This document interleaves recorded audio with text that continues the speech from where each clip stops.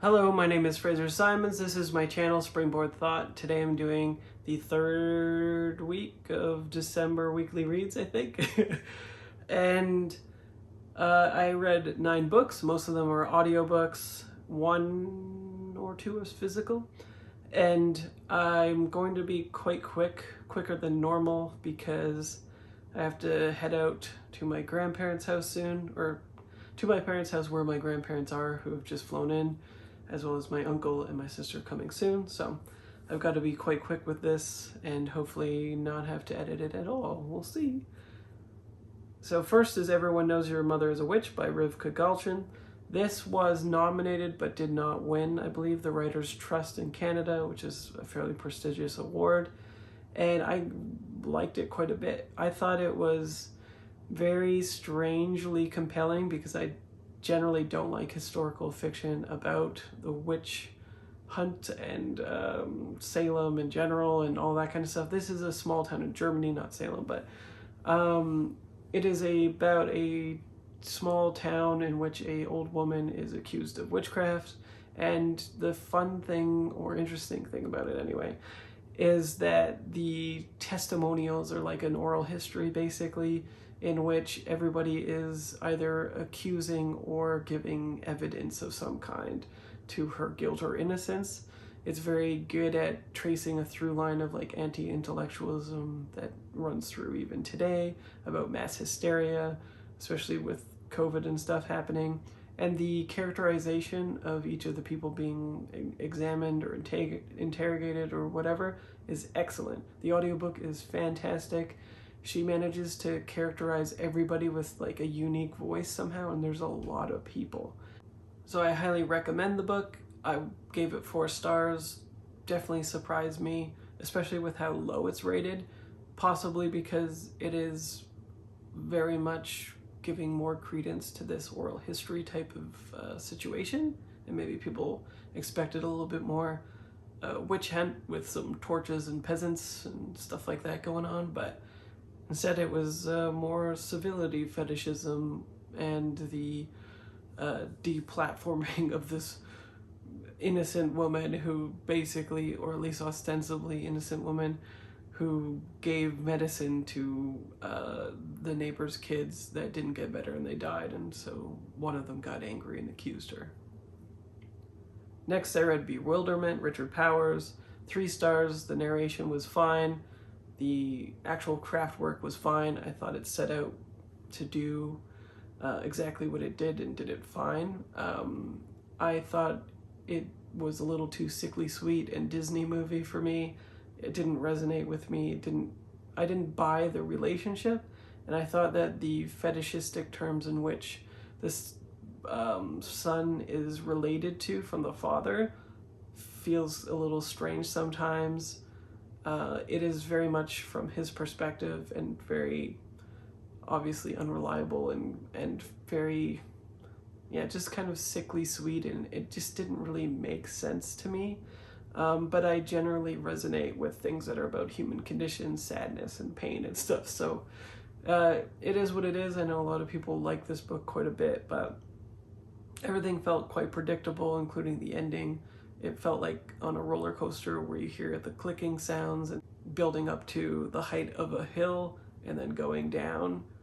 It seems that transparent of what it's doing. So I just don't really get the mass appeal of it, I guess. And I think because I don't have a son and I never had that relationship with my father's, it just feels like an opaque book to me. Next I read On Juneteenth, Annette Gordon-Reed. Gave this 4 stars. Good narration. I think it was not done by the author, but I'm not sure. It's a set of essays on Juneteenth and intersections therein, from when slavery was abolished to when it actually was instituted and further on, and the sort of intersections in which people generally don't consider from that perspective of a Texan living in Texas with generational history of that stuff.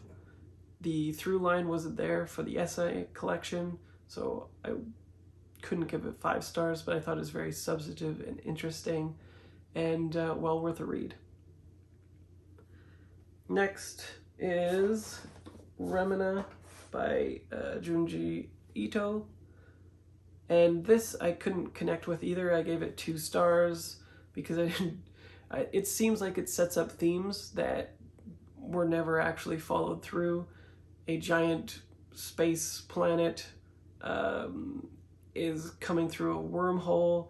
It's named Remina, which is the name of the professor of, or the astrologist anyway, who discovered the wormhole and the planet, and so gets to name the planet and names it after their daughter.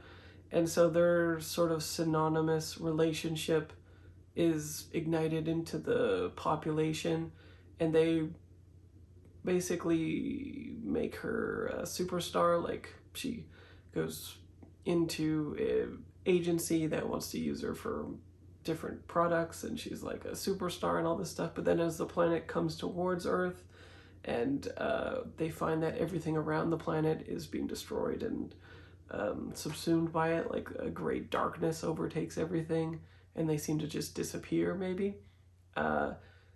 The love of Remina in the general populace is turned, and just like fame, it basically whips them up into a frenzy, and they want to sacrifice her and the father to the planet in order to make it not come and kill them, basically. It gets more absurd, it gets more surrealistic, it's beautiful to read and consume, but ultimately the parallels between like superstardom and fame doesn't actually play out or make sense to me. It felt like it was setting it up and then just never delivered. Next is The Echo Wife by Sarah Gailey. This is a 4-star read, commercial fiction, contemporary, thriller, maybe a mystery-ish. It's about a very predominant doctor who invented the techniques for cloning, and she sacrifices her relationship essentially for her work. And there's 2 storylines, one in which in the present day her husband, who she is divorced from but still refers to as her husband Nick, is marrying a clone of herself with like different qualities, obviously. Like, he selects how he wants her to be, like docile, subservient, reliant on him, etc. And in the past we learn how their relationship disintegrated, what her life was like, and it talks a lot about, like, obviously feministic perspectives where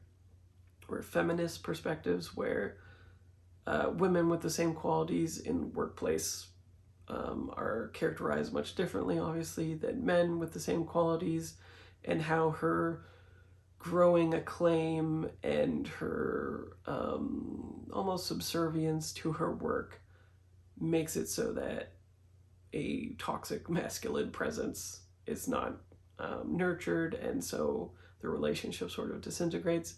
And then there's the sort of twist in which Martine, the clone that the husband has proposed to, even though she can't say no, there's an altercation and Nick is killed. And so there's a sort of mystery component to that as well that runs in tandem.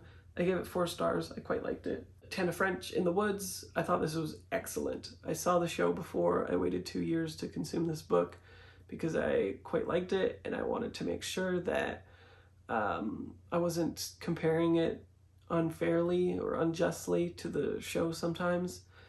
This I'm going to make a video on, though, because I have a lot to say on it. I give it 5 stars. Excellent debut. Excellent in its subversion of the genre. Very lyrical prose. Excellent to consume. Love the voice. Love the characters. It's very different, and I would say almost a literary mystery crime thriller. Next, Punch Me Up to the Gods, a memoir by Broome. 4 stars. Excellent collection. Very vulnerable, honest, and kind of confronts the aspects within the LGBTQ community, plus community, where there are certain aspects of people within queerdom who have identities that inflict further marginalization on people like Broome. They're, as a Black queer identity, are sort of exposing, but in a humane way, the ways in which they've been further traumatized and hurt by people in the community as well as without. So it's very critical overall. I thought it was very moving, very well written. I definitely recommend it, but be prepared for some subject matter that's intense, obviously. Next, I read The Harpy. I gave this 4 stars. This is by Megan Hunter, also on audio. Great narration. This is a short little book. I would be surprised if it was more than like 150 pages or something, about a housewife who turns feral basically when her husband ends up cheating on her and she finds out.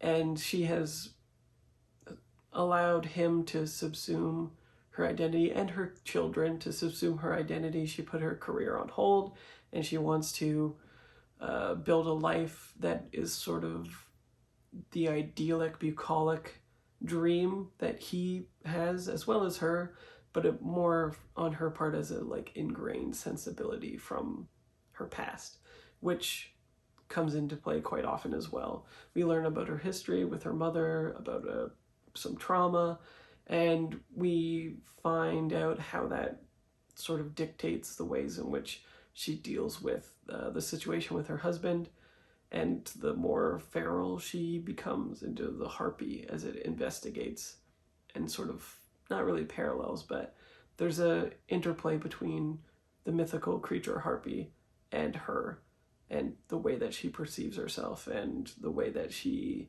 comes about, dealing with the situation. I'll be vague. It's quite good. 4 stars. Definitely recommend it. Definitely putting it in the unhinged women category, which I love. Next, I read The Sentence by Louise Erdrich. I just finished this. I gave it 4 stars. It's very, I would say, unconventional in its subversion of how marginalized people generally talk about indigeneity, in fiction anyway. It is about a woman who's incarcerated for an inordinate amount of time.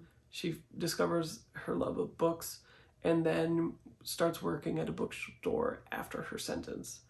She has a very complex relationship with her indigeneity, with books, with Western canon, with colonialism, with people coming in to purchase the books. It's very off-kilter and strange, sometimes maybe veering into uncanny or surrealistic, and that only heightens as it goes. The main hook of the plot only comes about halfway through, so it fosters a sort of curiosity about where this is all going in a strange way that, again, is unconventional of Western fiction, but did keep me coming back. The narration was good. It confronts a lot of Indigenous issues like displacement, residential schools, or the re-education of Indigenous people and how it spread them across the land and made them lose contact with their identity, their culture, their language, etc. And so looking at it through a literary perspective with the different intersections represented in the people in her lives, it really elucidates and expounds, I guess, on these issues in a perspective that you don't usually see. It's not sort of pain Olympics that you see in typical characterizations of this stuff. It's more of a really thoughtful, introspective relationship with these things rather than anger and a moral aspect to these things. And the interplay between, or the maybe even intertextuality between these things that she is consuming from a colonial mind point about her own culture and therefore about her, versus the white people consuming the same things and then relating it back to her and how she relates to them in turn with their relationships is just very complex and nuanced. It's very hard to articulate it, but I really did like this book. I gave it 4 stars, and I will definitely read more Erdrich in the future. It's my first book by her, and is probably a strange jumping off point, but it definitely makes me curious about her other works and if they're similarly sort of off-kilter and odd. So anyway, that's my week. I hope you're having a good week. Let me know what you're reading in the comments. Let me know what you thought about any of these books in the comments. And otherwise, I will see you next video. Bye.